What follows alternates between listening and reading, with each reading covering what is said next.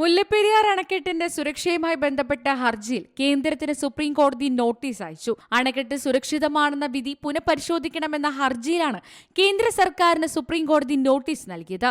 Dam സുരക്ഷാ നിയമപ്രകാരം എന്തെല്ലാം നടപടികൾ എടുത്തുവെന്ന് അറിയിക്കാനാണ് സുപ്രീം കോടതി ആവശ്യപ്പെട്ടത്.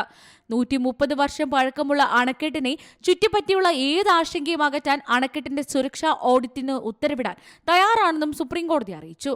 അണക്കെട്ട് പരിശോധിച്ച് വിലയിരുത്താൻ വിദഗ്ധ സമിതി രൂപീകരിക്കാൻ കേന്ദ്ര സർക്കാരിനോട് ആവശ്യപ്പെടാമെന്ന് ജസ്റ്റിസുമാരായ സൂര്യകാന്ത്, ദീപാങ്കർ ദത്ത, ഉജ്ജൽ ഭൂയാൻ എന്നിവരടങ്ങിയ ബെഞ്ച് പറഞ്ഞു. ഡാം സേഫ്റ്റി ആക്ട് പ്രകാരം ഡാം സുരക്ഷാ ദേശീയ സമിതി രൂപീകരിക്കുന്നതിൽ കേന്ദ്ര സർക്കാർ പരാജയപ്പെട്ടുവെന്ന് കോടതി കുറ്റപ്പെടുത്തി.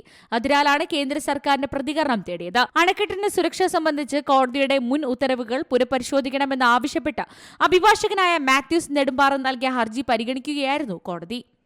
National desk, C Malayalam news. ഏറ്റവും പുതിയ വാർത്തകളും വിശേഷങ്ങളും വിരൽത്തുമ്പിലറിയാൻ സി മലയാളം ന്യൂസ് എല്ലാ ഡിജിറ്റൽ പ്ലാറ്റ്ഫോമുകളിലും ലഭ്യം.